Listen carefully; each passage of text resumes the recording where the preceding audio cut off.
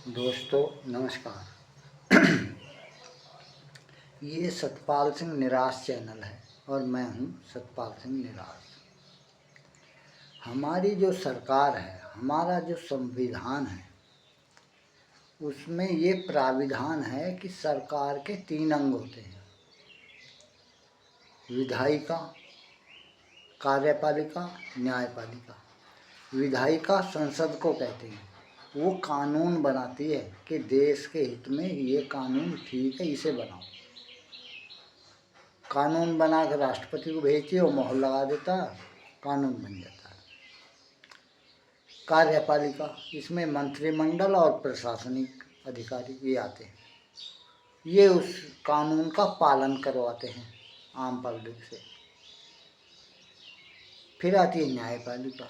यदि किसी ने कानून तोड़ा है या कुछ खामी रह गई है, गलती कहाँ हुई, किसकी हुई, ये न्यायपालिका तय करती है। अब हमारी संसद ने एक कानून बनाया कि वंदे मातरम, इसके 5 अंतरे हैं, 5 स्टैंजा हैं। ये पूरा गाया जाएगा और इसका जरा सा भी इसमें चूक करने पर सजा का प्राविधान है। तो जब ये शुरू में 1923 में जब इसे राष्ट्रगीत का दर्जा मिला था, तो उस वक्त के हालात क्या थे? डरपोक लोग थे। कांग्रेस जो थी वो डरपोक थी। उन्होंने कहा कि बाद के 3 स्टैंजा नहीं गाते, ये 2 ही गा लेंगे। उन्होंने बहुत से बदले, बहुत सी कहावतें बदली, जैसे अहिंसा परमो धर्म, धर्म हिंसा च धर्म, कि अहिंसा परम धर्म है, लेकिन धर्म के लिए की गई हिंसा उससे भी बड़ा धर्म है। ये जैन धर्म की उक्ति है। तो पहला ले लिया। अब गांधी जी ने रघुपति राघव राजा राम, पतित परमेश्वर, पतित पावन सीताराम, और वो ईश्वर अल्लाह तेरे नाम, ये अपनी तरफ से जोड़ दिया। तो अपने अपने हिसाब से लोगों ने किया, हालांकि इसका नुकसान हुआ।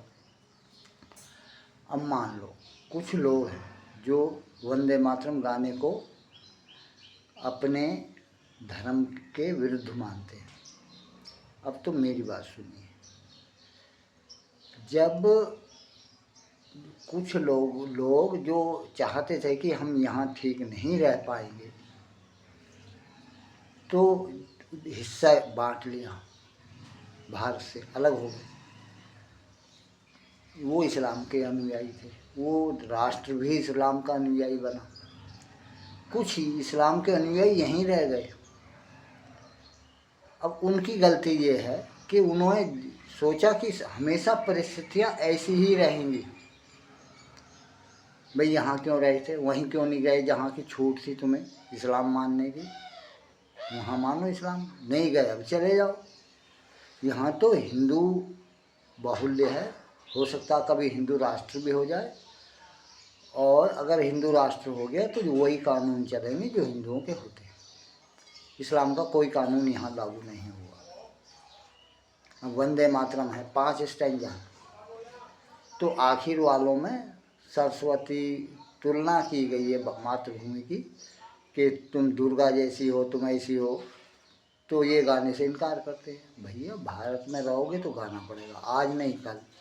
जब पकड़े जाओगे तो सज़ा होगी, जेल में रहोगे गाओ, या अपने कहीं और चले जाओ, ये तुम्हारे ऊपर है। दोस्तों इन्हें क्या, इनका इलाज होना चाहिए, इनसे क्या कहना चाहिए, आप मुझे कमेंट्स करके बताइए। आपको वीडियो कैसा लगा? मैंने वैसे जानकारी देने की कोशिश की है, कमेंट्स करके बताइए। धन्यवाद।